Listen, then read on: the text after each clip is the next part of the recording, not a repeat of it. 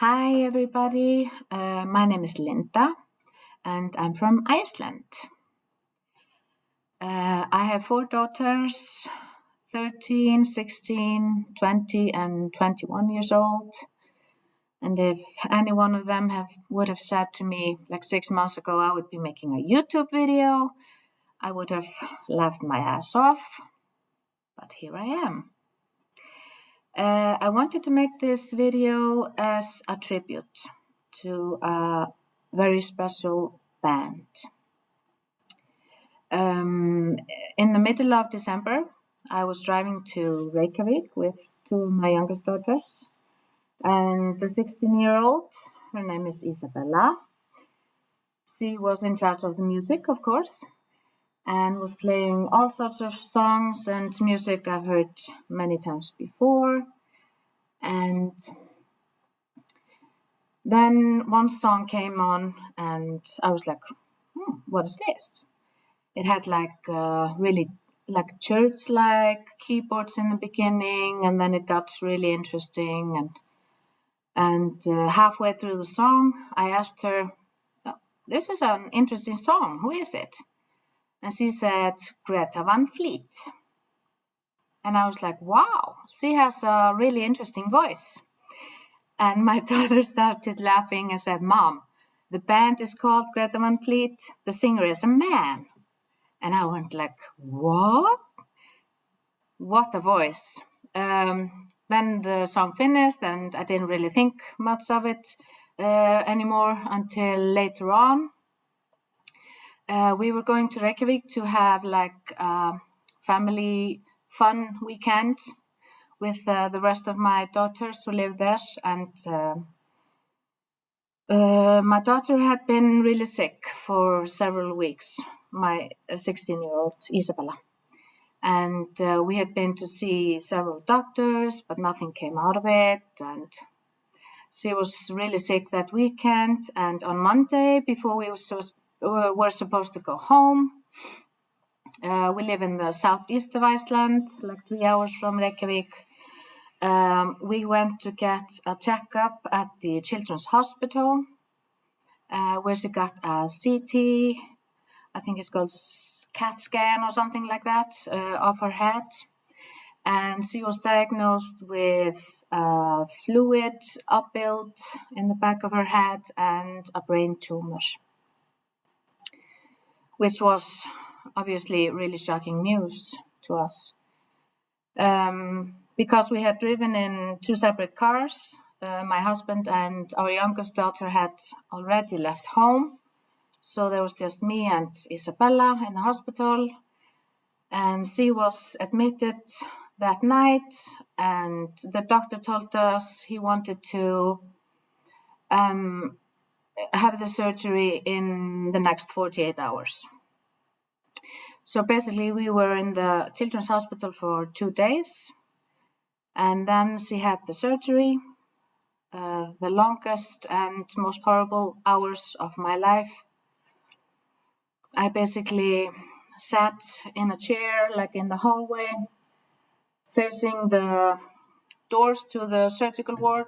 They would always be opening and closing, and nurses and doctors coming in and going out. And I was just like sitting there and watching the door and praying, basically, that everything would be okay. And finally, I was told that the surgery was over and it had went well, and I could go up to recovery and see her. So I basically went up like 1 or 2 floors at the hospital to the recovery ward. And when I opened the door and saw her lying there in the hospital bed, she had like really big bandages on her head. And when she saw me, she smiled this amazing, biggest, most beautiful smile I have seen in all my life. And I was so happy. I went to her and hugged her and kissed her and squeezed and everything. And I was really happy. And she was kind of like still in kind of a haze from the sedation and everything from the surgery. So, and she looked down and didn't say anything for like a minute. And then she said, "Mom, how many people do you think have seen my boobs today?" And I just started laughing uncontrollably. I almost fell off the bed. I laughed so hard. She started laughing too. And I said, "You just had like a really serious brain surgery. And this is the first thing you you think of." And she looked again and said, "Well, they're my boobs." Because he had like this hospital gown thingy. And it had been like buttoned, you know, all crisscross and was basically showing more than it was covering. And we laughed and laughed and laughed. And one of the nurses even came from the station to check up on us because we were laughing so loud. I don't think that's a normal behavior after a brain surgery, but I don't know. Anyway, we stayed one night in the recovery ward so she could be like monitored and everything. And I remember I stayed up all the night. I was in a bed next to her and just watching her sleep and making sure she was breathing and watching the monitors with the heartbeat and everything. And early next morning, we got transported by an ambulance back to the children's hospital, where we stayed for like 5 days while she was recovering, eating really bad hospital food and binge watching on Desperate Housewives. And finally, we got to go home, and that was 4 days before Christmas. We went home. And we came home, and then like a day or two after that, Isabella was laying in the couch watching something on TV. And I came in and I said, "What was the name of the band, you know, the song you played in the car when we were going to Reykjavik?" And she said, "Greta Van Fleet." And I went, yeah, that's right. Can you show me something on YouTube? And she showed me a video of them, a live performance, I think, of a song called Heat Above. And when the song started, I saw Sam on the keyboards, and I said, "Wow, he looks really young." And then I saw Danny on the drums with his long, black, beautiful hair, and I was like, "Whoa, he's gorgeous." And then I saw Jake with his guitar, and I went like, "Whoa, who is that?" And my daughter went like, "Mom." And I said, "What? He's hot." And then this curly-haired, white jumpsuit wearing, barefoot wanderling started singing. And I was like, my jaw dropped. I had never seen anything like that in my life. And I knew I was a Greta Van Fleet from that moment. It was basically love at first sight and sound. That night, after everybody had gone to sleep, I think it was like, I don't know what day it was, I put on my headphones and went on YouTube, and I watched Greta Van Fleet videos until like 5 or 6 in the morning. And I was just like watching everything I could find. I was like, wow, these guys have been like playing together for over 10 years or something, and I'm just hearing of them now. So that was awesome. My husband always wakes up really early, even on weekends, and his favorite thing to do on like Sunday mornings is to lie on the couch and watch YouTube videos. He watches car videos. People buying cars, selling cars, fixing cars, wrecking cars, towing cars, talking about cars, anything related to cars. That's the only thing he watches. But that Sunday morning, he was with the remote and he was like just flicking and flicking and flicking and going past the videos, and he was like, what the hell is this? What the hell is Greta Van Fleet? So basically I had to install my own like account on YouTube so I could have my Greta Van Fleet videos over there and he could have his car videos. So everybody's happy now. Anyway, in the middle of January, I dropped Isabella, my daughter, off at her college. She lives in a dorm at the college she is attending, which is like 3 hours from here, where we live. And then I drove home.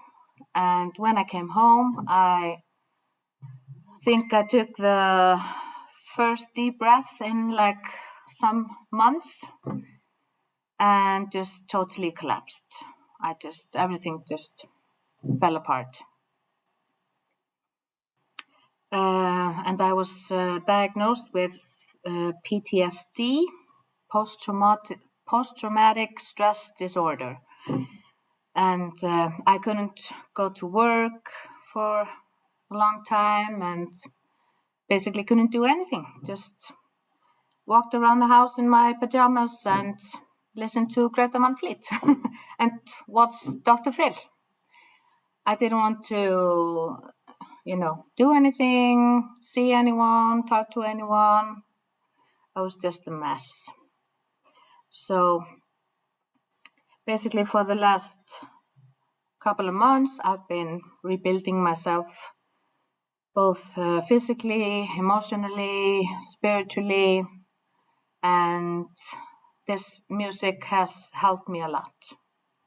So basically, I wanted to share my story with you and give this big thank you to Greta Van Fleet. Thank you, Josh, Jake, Sam, and Danny, for basically coming into my life with your music when I needed you most. Thank you for saving my sanity. That's a good hashtag, saving my sanity. And thank you for lighting my love. I also want to take this opportunity to send my love and support to all of Ukrainians all over the world who are suffering from this terrible war in their homeland. And I think basically they can relate to the lyrics of this song, maybe better than most of us, at least during these times. But this is the song that started my ongoing love affair with Greta Van Fleet. And it's called Heat Above. Sorrows of the earth, may our tears of rain wash down to bathe you. This is what life is worth when the fires still burn and rage all around. Can you hear that dreadful sound? Fire still burning on the ground. Follow the fearsome sound as they march to battle, hear the drums pound. We do not fight for war, but to save the lives of those who do so. Can you hear that dreadful sound? Fire still burning on the ground.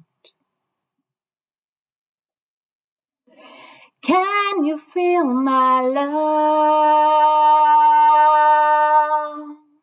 rising with the heat above?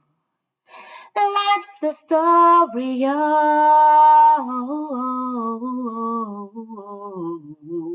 sending to the stars as well. Marching across the land is a peaceful army joining the band, walking hand in hand to an anthem loudly sung where they stand. Can you hear that dreadful sound? Fire still burning on the ground. Can you feel my love rising with the heat above? Life's the story of